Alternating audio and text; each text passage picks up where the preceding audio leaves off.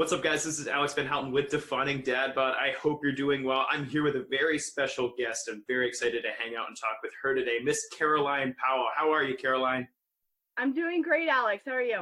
I'm kicking butt and taking names. Miss Caroline is an ISSA certified personal trainer with specialties in sports nutrition and genetic consulting. And today we're going to be talking about the genetics behind exercise, nutrition, health, and lifestyle. There's going to be a lot that we can drop here, but if you want to connect with her, you can connect with her at TAI Global Health, both on Facebook and Instagram. That's at TAI_global_health.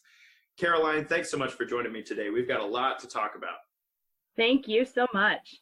So I need to get a little understanding of your background because your story is very interesting in how you got where you are in an industry that, I mean, quite frankly, the superhero origin story sounds very similar, and the endpoints are very similar as well. You know, we all know that Jillian Michaels, personal trainer. I don't fall in that boat, and you don't fall in that boat either, but it's fascinating that you ended up in the world of genetic consulting. So if you could help me and the listeners understand how you got to where you are and what drove that passion, then I think we can have a really intelligent discussion about genetics and exercise and nutrition.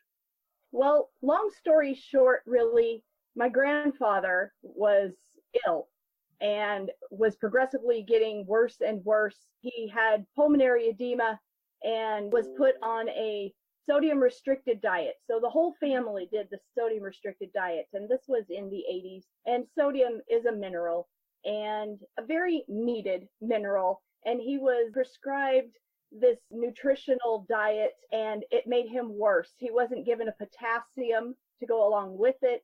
Long story short, he ended up passing away because of medical misguidance. And that misguidance has then infiltrated into my life because of following the same dietary restrictions as somebody that I didn't need to. But, you know, when you're in a household, it's easier to cook one way than 3 different ways.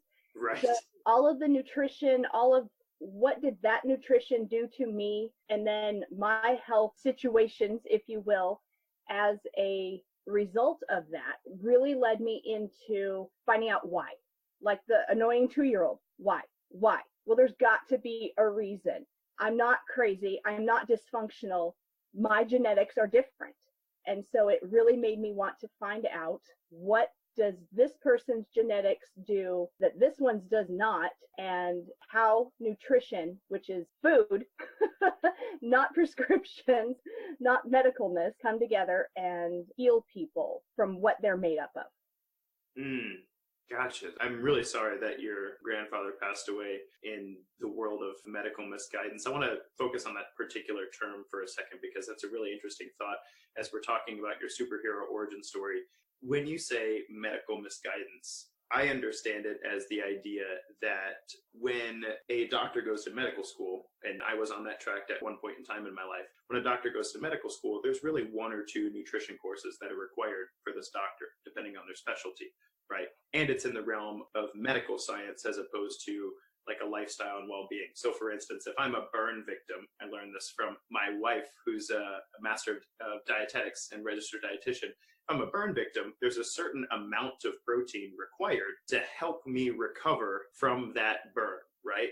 But the average everyday person is not going to be eating 2 to 3 grams of protein per pound of body weight on a regular basis. That's just an astronomical amount of protein required to heal somebody from a burn, which is an amazing amount of damage, right? So Sure. When we talk about medical misguidance, the idea that perhaps there are things that lead us down the road of disease that might not be needed treating medically. Is that what I'm getting from you? The idea of medical misguidance is almost a separation of the realm of medicine, burn victims and protein, versus the everyday, what I do daily that might lead me down the path of disease, maybe because of my genetics. Right. And medical misguidance in this realm, what I mean is taking the small scope of swelling. So in my grandfather's case, so swelling, that means you're retaining water, which in, old school thinking, well, you're taking in too much salt. Okay.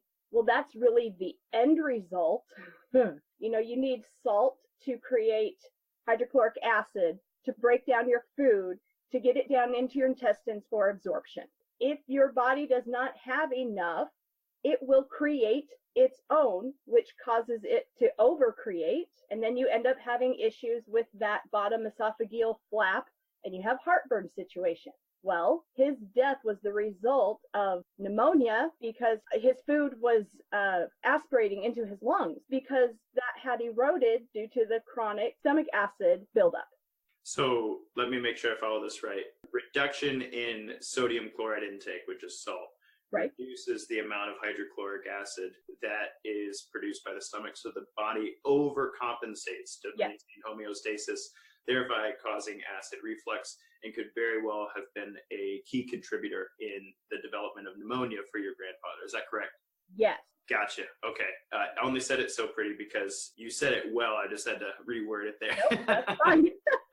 So this is fascinating to me. When I think of personal training, I don't think of somebody who has worked very hard to understand the body at this deep of a level. Because, when I think of personal training, and I am a personal trainer in the industry for 13 years, when I think of personal training, I think of, teaching people how to do proper push-ups or teaching people how to do proper squats.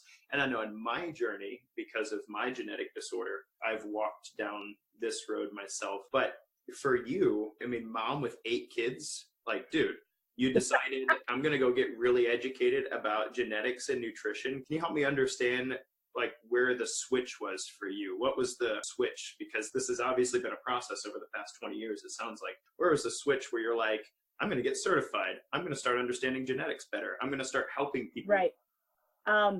Everybody is suffering in one form or another, whether it just be a physical ailment that they can't do what they used to do. And that's where I was. I was a collegiate softball player. I used to be able to do all of these things, and now I can't. Why? Is it age? Well, no, not really, because, everybody ages, and some can still continue to do this. Is it because I had 6 children within 7.5 years? Well, maybe a little bit, because as women, sorry guys, you don't get to have this little process.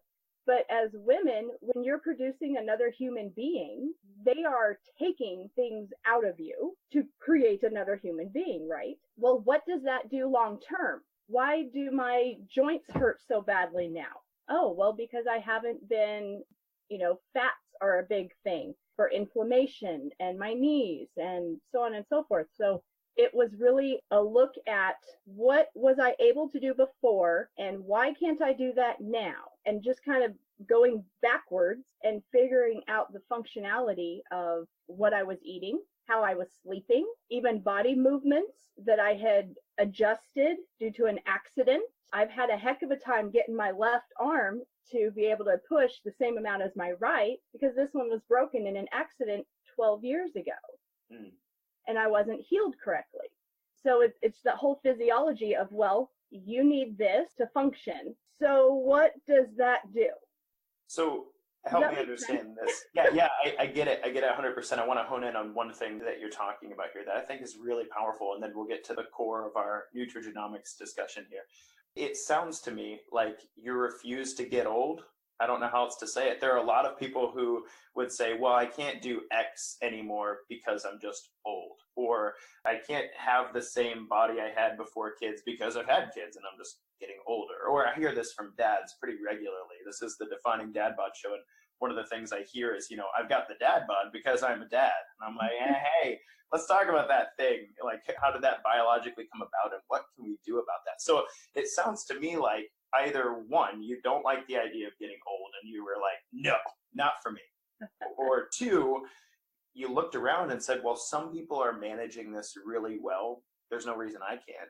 So what is it? What stubbornly in you said, no, I can figure this out for myself. I can eat in a way that's good for me and restore what was, churned out of my body by the kids that I brought into the world. And, that's required at the age I am with my genetic makeup. What inside of you did that? It's not a refusal to grow old because once we're born, we begin to age. Right? Amen. So it's a mindset that I want a quality of life until whatever day it is that I pass on. So as soon as we're born, we start to age and we will die.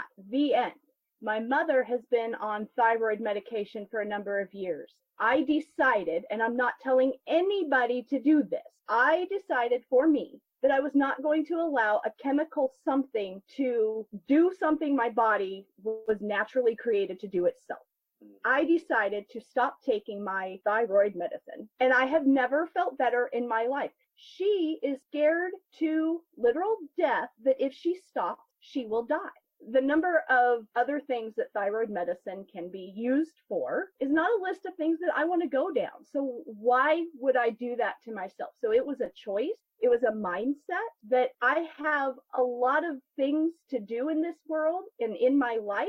I need to be able to do them. I need to be able to walk without a walker. I need to be able to get off the toilet without a grip bar.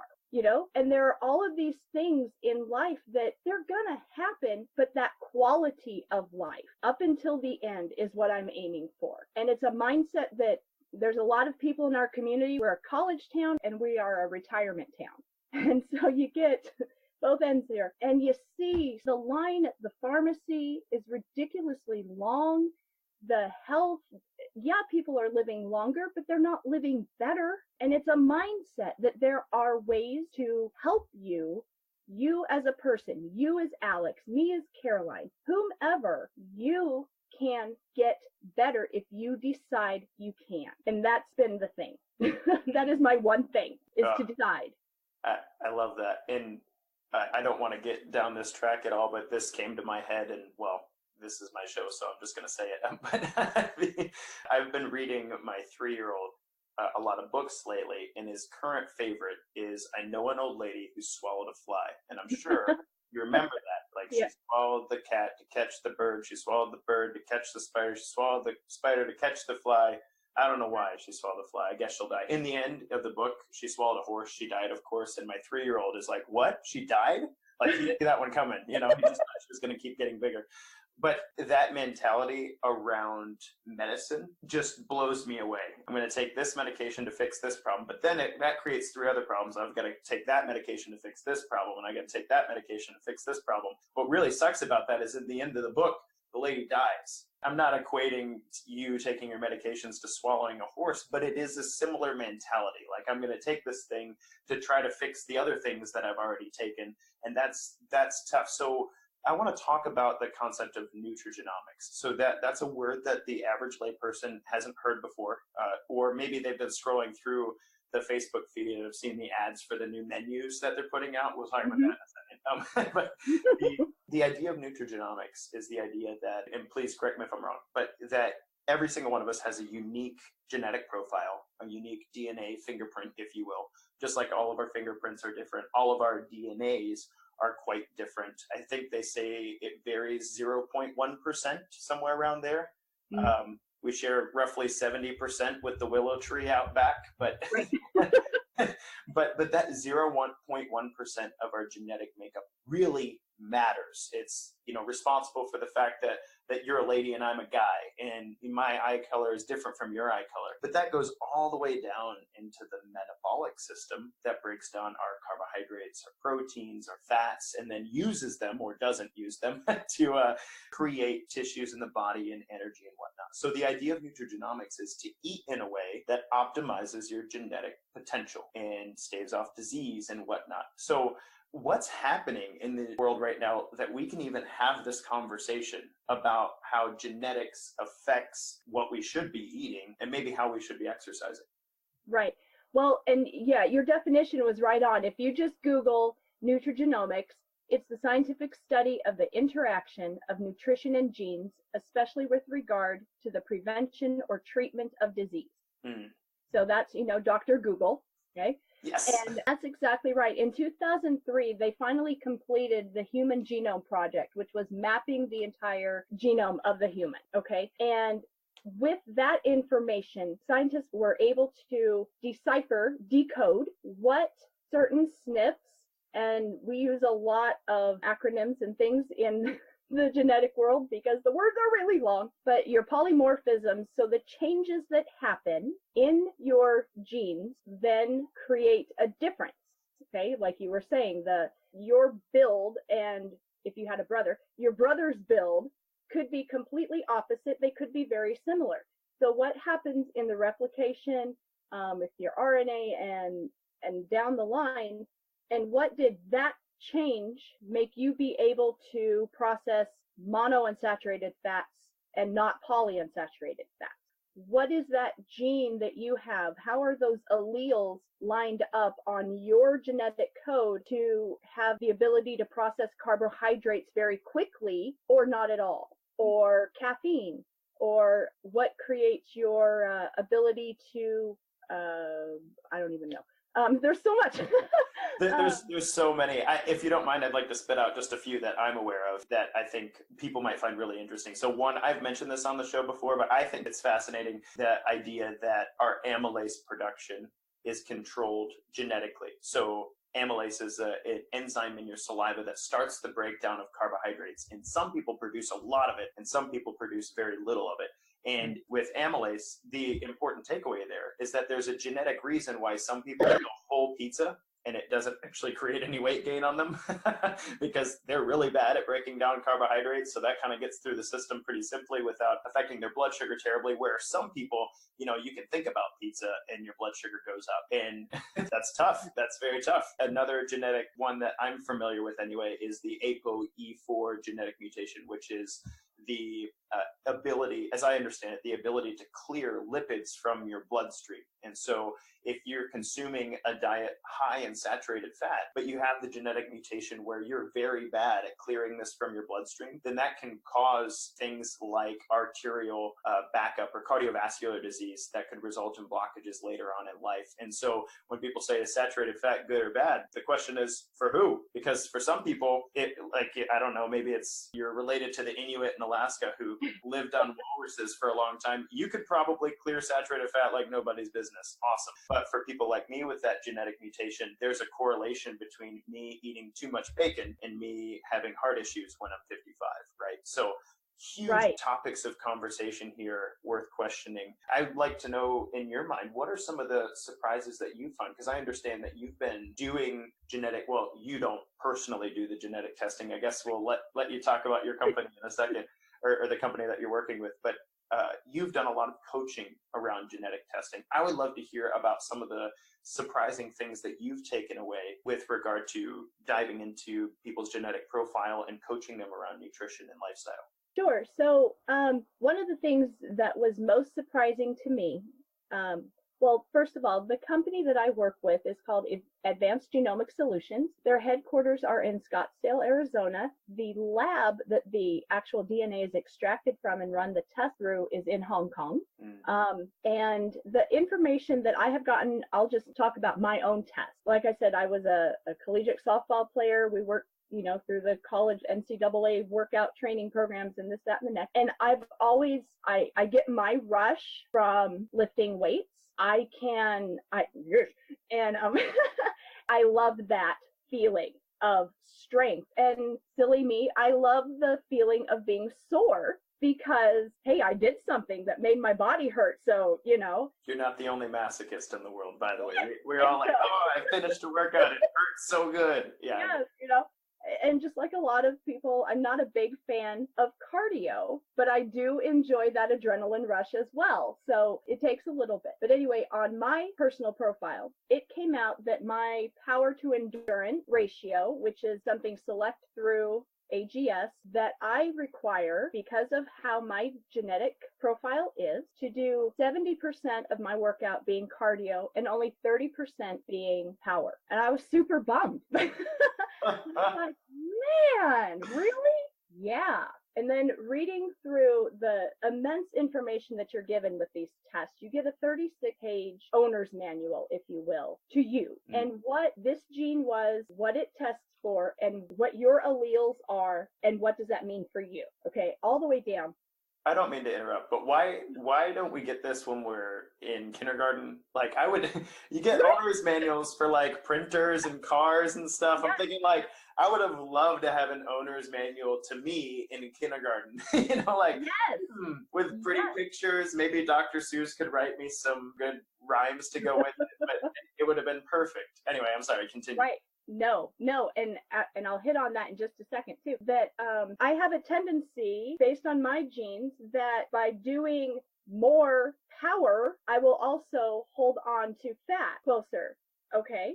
And so you've seen people where they start, pumping, and you're like, what's going on here? And you're still a little squishy. And I don't know. Well, you probably have that gene too. But back to that owner's manual. Now, I hear women say this pretty often. Not all of them, but some of them will say, I don't like to lift weights because when I do, I get bulky really fast. And like some trainers in the community would say, that's not possible. You don't have enough testosterone. You're not going to look like those crazy physique competitors who do this all the time. But it sounds to me like it's the personal experience of how their body is responding to a particular style of training. And it sounds to me like there could be genetic reasons for that. Yes, between that and then what you end up using as your fuel source, if you're using fats or carbohydrates for your energy sources. Another link to mine was I had tried the keto diet and I gained weight. And I said, this is ridiculous. That's impossible. You can't do that. All the keto coaches say you Again, and this was, I'd done the keto. I had just taken my test, so I was waiting for the results actually, which come back in about 2 weeks. And I was like, well, that makes perfect sense. That's where I found I don't process monos. I need polys. So no avocados, no almonds, no olive oils, which when you're looking for fuel sources on the keto, those are kind of things that you go to. Well, those are things I regularly recommend as healthy sources of fat as well. Right, which, yes, they are if you can process them. Otherwise, your body's like, I don't know what to do with these, so I'm just going to hang on to them over here, I guess. Or, and it's not going to be used by you if you have that genetic mutation. Okay? Got it. What are some sources of polyunsaturated fats, by the way, that you enjoy? Because that's not one we regularly recommend. I love walnuts. Walnuts over almonds. You heard it. I've been putting walnuts on salads like you have no idea, and it's just super yummy. Another thing back to the owner's manual that would have been handy is the information on the processing of caffeine, lactose, and alcohol. I am a very fast metabolizer of caffeine and alcohol. I can have coffee until I go to bed. In and out, done, makes no difference. It explains why in college, alcohol, I could go out with the boys and go do an all-nighter or whatever, and then it would hit me. Well, because I'm such a fast metabolizer of it, it wasn't really doing anything until too much, and down you go, True story. That's information that could be handy for a lot of people. There is also what was one of the other? My macronutrient wheel is 65% carbohydrate, 20% fats, and 15% protein. Wow. So I've not knowing this, and when you talk to a lot of people about carbs, they're like, woohoo, you get all of these carbs. No.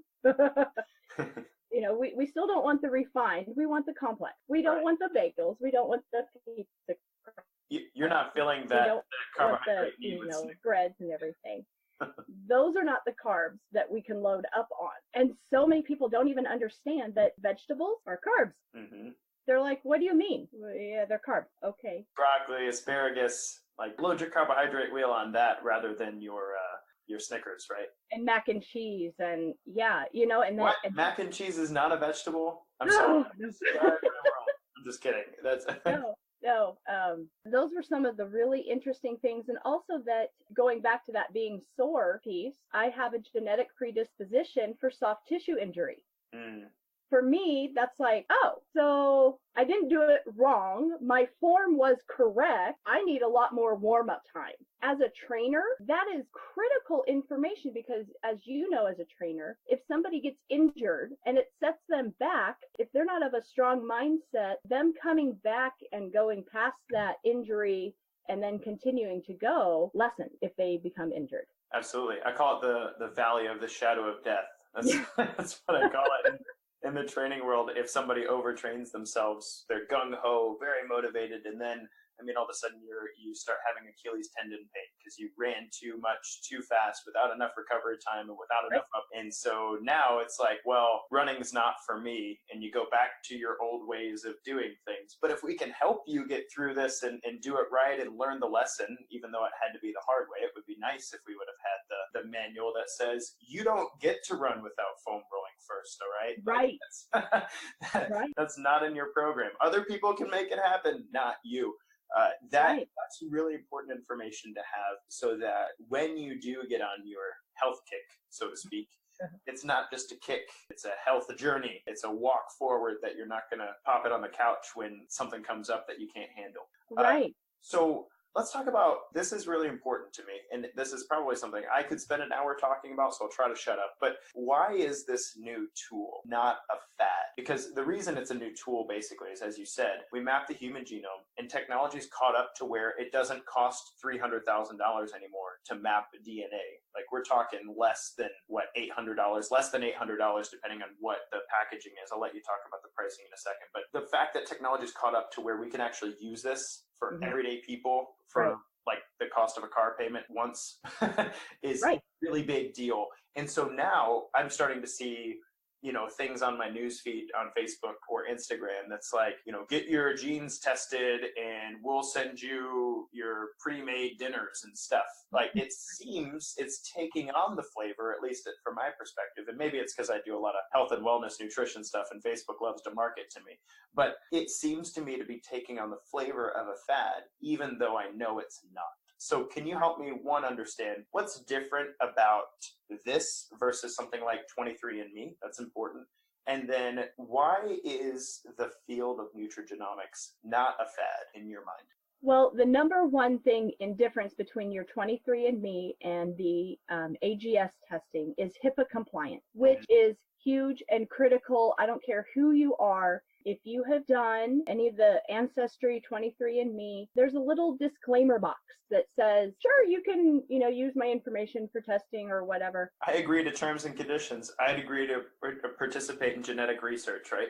Right. So that is open to anybody to purchase. You have then become a product of those companies. You have now allowed them to sell your information to whomever wants to buy them. Okay? Wow, that's a very interesting, identity theft almost. Like, whoa. There are, and there's information out there. Everybody has access to information. You can look up whatever you want to look up and find the information. And it's the highest bidder. AGS stays away from the scary tests, your cancers and your big diseases kind of thing. So many of those are lifestyle related, food choices, behaviors, so on and so forth, that the gene test, that just because X amount of percentage of people from this country over this course of time develop this, does not mean you will definitely develop that condition. Well, okay? Right. Like, what's a good example? Of Latino American heritage or African American heritage, there's a much higher incidence of type 2 diabetes. But that doesn't mean that you're going to develop definitely type 2 diabetes if you're from that genetic heritage. There's a lot of lifestyle factors that interplay with the genetic factors that create the problem of type 2 diabetes. Is that right? That is exactly right. I feel like we got a little internet lag here, so sorry about that. But so help me then to understand why this isn't a fad, because the HIPAA compliance is extremely important. We want to keep our information ours. I'd prefer Amazon doesn't know exactly how to, make my neurotransmitters fire based on their pictures. They don't know yet, but it's coming. So we want to keep that information to ourselves, but also, why is this not a fad? Because I see a lot of the keto advertisements and the vegans are always trying to get me to stop eating my hamburgers and stuff. Everybody's got like their magic bullet, right? Why is this not just another magic bullet? Well, in most cases, your fad diets come with a big hype with a select few amount of participants with results, and it has not been studied to see the long-term effects. Okay. This has put the science in front end of the testing because we have learned from the mapping what these genes do and the process and the end result. Okay, so this is not a fad because we have the results first, if you will, rather than long-term effects that we don't know how somebody on a keto diet for 3 years, we don't know what's going to happen to them in years 4, 5, and 6 because, well, they haven't gotten there yet. Well, and so I've spoken about this recently with like intermittent fasting or ketogenic diets. When you do these things and you look at the research out there, sure, people get like 6-week, 8-week, 12-week, specific results and stuff. But we're not looking at the 10-year effect of eating 70 to 80% of your calories from fat on a regular basis and what that does to you. And then in the case of intermittent fasting, there's a lot of, really positive research out there about boosting testosterone and boosting growth hormone. And I actually wrote an article about, hey, what about the ladies? There's 2 studies out there. On just a female population. One was on fasting pregnant women in the Middle East. And then the other one was on women ages 17 to 23, which is not by, like, as as a woman, things change, like that is not a great representative of the population, right? So when we talk about nutrition studies, there's a lot of reasons why that's really hard to get there. But we have a blessing in disguise with regard to genetics, because for the longest time, we couldn't process all of this data fast enough to make any implications about what people should be eating. But as technology catches up with the actual science, we're starting to get a lot faster answers and better understanding of how genetics correlate with genotypes correlate with phenotypes. That is what you are or how you are because of your genetics. So that's a great reason. Science in the front end as opposed to never. Right. Why this is bad. And it's not a blanket one size fits all. I say this a lot, mostly in my head. I try not to say it out loud. Just because it says one size fits all does not mean you should put it on and wear it in public. Okay. So as goes, people of Walmart. I'm just kidding. Sorry, that's a YouTube meme. Okay. So something, you are you, and you were created this one specific way. Your wife is created this specific way. Which I'm very thankful for, by the way. Exactly. And what works for you probably will not work for your mom, dad, and your wife. Mm. So your way of eating, if it fits your macros, your keto, if you're paleo, if you're whatever diet way of eating, you choose after taking these tests, or this one test, it's a one test, the cheek swab, and getting your result, your guesswork is then gone. You don't have to say, well, maybe I should, only eat vegetables at 2:00 on Tuesday, and then try and fit everything else in. You are you. Why would you want to eat what somebody else is eating? You're not them. Mm. It's not, I can't explain it enough. So I actually have a very personal understanding of the concept that you're talking about right now. And it's a huge psychological tool for me. So I have a genetic disorder, at least they're trying to figure out what genes play into this, but it's very apparent that it passes from one generation to another. It's called Ehlers-Danlos, and it affects the collagen production in tissues, right? So mine in particular affects my connective tissue, my ligaments and my tendons. And so most of my life, I've been wrestling with injuries. So you talked about being prone to soft tissue damage. I'm like the soft tissue damage king. Like they're like rubber bands, and they should be like Kevlar, and that doesn't work out right. So what that means for me is I'll see somebody do things, or I'll hear things come down the training pipe, or certain ways of training, and I'll go, that's cool, but I know it's not okay for me. Like, that's all well and good, but I know that if I'm going to jump on boxes and stuff, it has to be a very specific way that I go about getting ready for that I go about programming that in, that I go about, and I don't just go, well, let's try that and see how it works. I'll do my 6-week plyometric program, and then while I'm popping in a leave every day and wishing there was something stronger, then I'll watch my toddler play on the floor because I'm still rehabbing these injuries, right? Add some salt to the rescue. Yeah, that's right. So when you know that something's good for you because it's good for you as a person, not everybody else, when it's you that you're making a decision about, or when you know something's bad for you and you're making a conscious decision to do it anyway, it's a really powerful psychological piece to have that in your back pocket, right? It's right. Like, I'm doing this because I'm eating walnuts on my salad instead of almonds or whatever else, Uh-huh. because walnuts are best for me. And it's not like I found that over 10 years of trying different nuts. like it's that this is a great source of polyunsaturated fats, and those do really well with my genetic makeup, right? That's Right. powerful information. Right. And when you're talking to somebody about overall health, weight is a measurement of health. It is not the measurement of health. Mm. In fact, I try to stay as far away from the scale as some people will let me, because there's three things that really dominate your health. It's your behaviors, your choices, your environment, whether that be your outside environment of air and smog and whatever, or your in-house environment of the people, your family, your workspace, people you involve yourself with. And then the third piece is genetic. And those choices come first. The behaviors, the mindset has to be there first in order to accept this or any other thought process of anything, of meditation, of religion, of work ethic, and then your food choices. All of those play a part in health. And that's really what it's about, is if you're not healthy, if you are fighting chronic disease, if you are in pain, if you have inflammation, can't get away from it. The whole process of health comes from that mindset and your choices. And if you are willing to accept that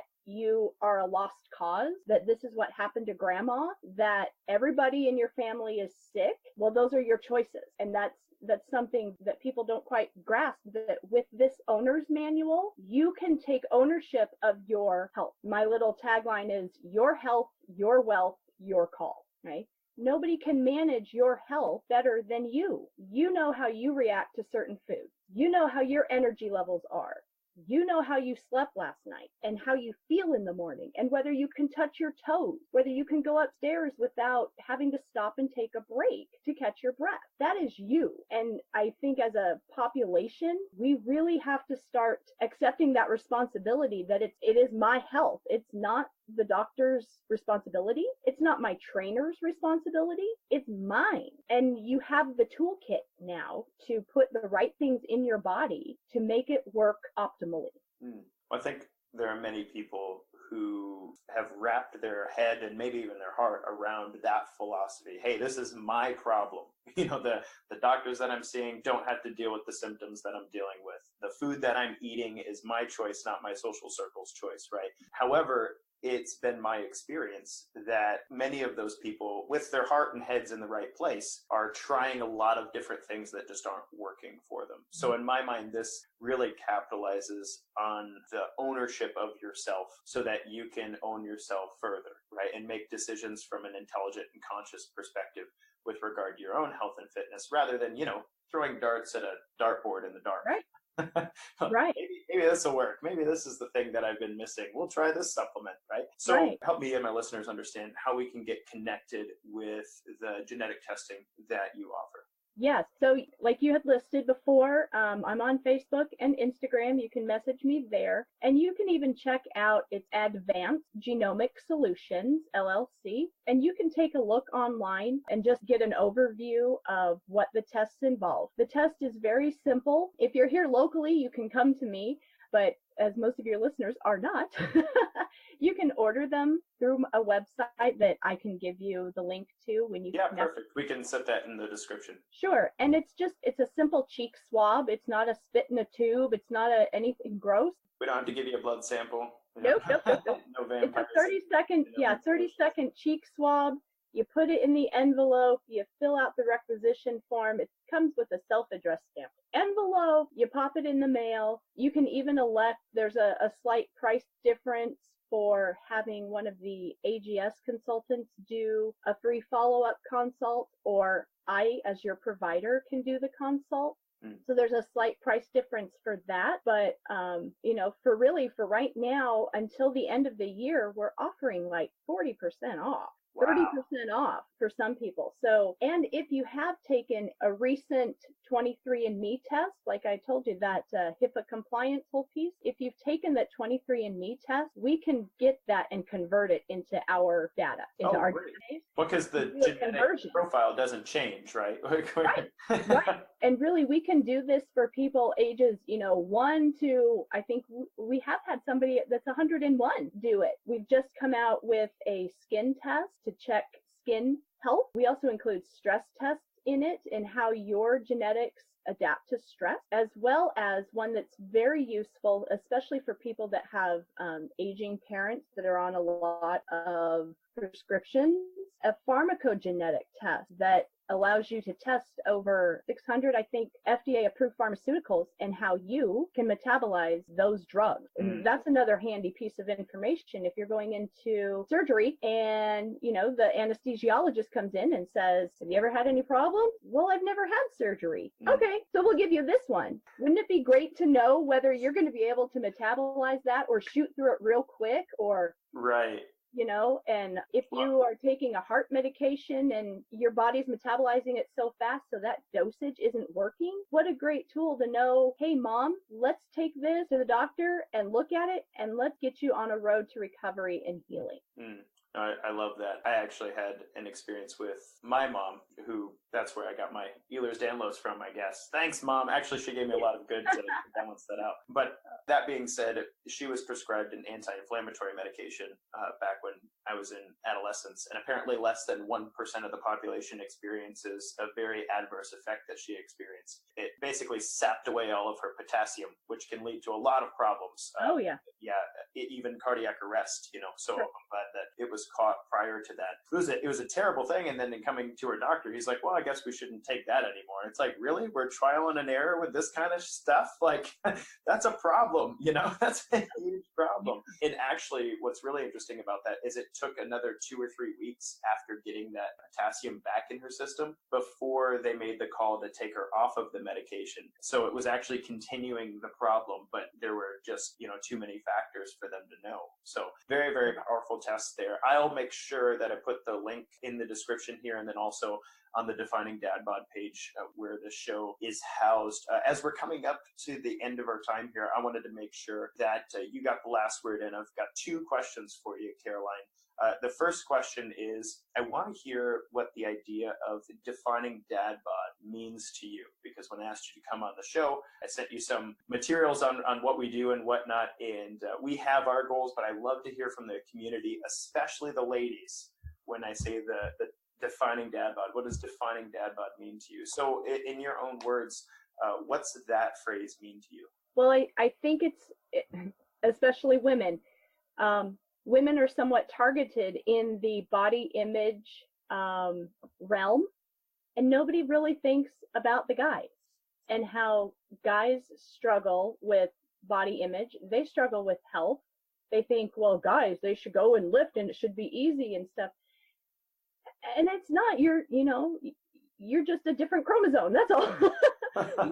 Different. And so why shouldn't you have a platform for men to go to? You need a support system just like women do, but women can't really support men because we don't go through the stuff guys do.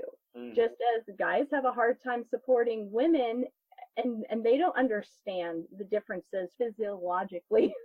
Just in that. So in having your platform available, and it's not that women can't get anything from it either, and it helps us as trainers be able to understand some things that, you guys go through. But like you had said at the beginning, I have a dad bod because, well, I'm a dad. Well, so what? You're a human being. You have worth and you have something that you were put on this earth to do. And you need to be able to physically be able to handle that to move forward. So your support system for everybody is really great. I've really enjoyed looking through your website and everything. Virtual fist bump there. Yeah. So the last thing I'd like to ask then is I like to give my interviewees the last word. So Caroline, if people don't take anything else away from you today, what do you hope they hear from our conversation? Really that you have the right and the responsibility to take control of your health and your healing, and that there are answers and there is help, and you may not find it in your run-of-the-mill, go to your general practitioner, family health guy, doctor, that, Hippocrates said, let food be thy medicine and medicine be thy food. Our bodies are well-designed, functioning, living machines that can heal themselves when they are given the right raw materials. And really, if you're suffering with anything, and I don't know a person that does not have some sort of health situation, there is hope and there is help for you. And it's up to you. And it's your mindset that's going to heal you and your choices that's going to heal you. Love that message, Caroline. Thanks so much for coming on. And to the listeners, again, I've got the link for getting connected to the genetic testing that Caroline's talking about here in the show notes. Also, if you're new to Defining Dad Bod, you should jump over to www.patreon.com/definingdadbod to support the movement that's working to leave a legacy of health and fitness for our kids. You can catch Miss Caroline on Facebook and on Instagram at Thai_global_health. Caroline, thanks so much for joining us today. Thank you, Alex. You have a great day. You too.